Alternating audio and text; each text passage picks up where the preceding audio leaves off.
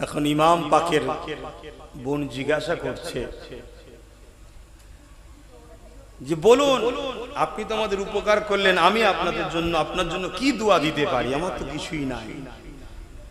তখন ওই মহিলা বলছে, খাতুন বলছে, আমার জীবনের একটা শেষ আশা আছে। আমি তো বুড়ি হয়ে গেছি, যখন আমি ছিলাম ছোট হোসাইনকে দেখেছিলাম আর তার বোনকে দেখেছিলাম জাইনাবকে, যদি একটাবার আমার দেখা হয়ে যায়, এটাই আমার আশা। তখন হযরত জাইনাব হুজুর বলছেন, মা তোমার দোয়া এটাও কবুল হয়েছে, আমি হলাম সেই জাইনাব। আর ওই যে শের মোবারক দেখছো কাটা, ওটাই হলো তোমার সেই ছোটবেলার হোসাইন। হ্যাঁ, এ দুনিয়া বড় স্বার্থপর, এরা দুনিয়া স্বার্থে আহলে রাসূলদের ঘরেও ছাড়েনি, আজ আমাদের ঘরে ছেড়ে দেবে। এটা ভাবছেন কেন?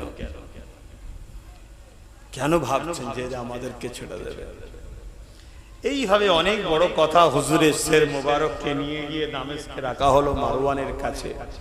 হতভাগা মারওয়ান হুজুরের শের মোবারককে নিচেই রেখে নিজের সিংহাসনে বসে আছে এবং ছড়ি দিয়ে আমার রাসূলের নওয়াসা হোসাইনের মুখে মেরেছিল। শুধু সিংহাসনের ক্ষমতার জোর। আহা, অথচ আল্লাহ নবীজি ঠোঁটে সর্বসময় চুমা দিতেন। যখন হোসাইনকে পিপাসা লাগতো, আল্লাহ নবী নিজের জিহ্বা মুবারককে বার করে দিতেন। নানা জানেন জিহ্বা মুবারককে চুষতেন আর হুজুর বলতেন, আমার বাচ্চাকে পিপাসার লাগবে না।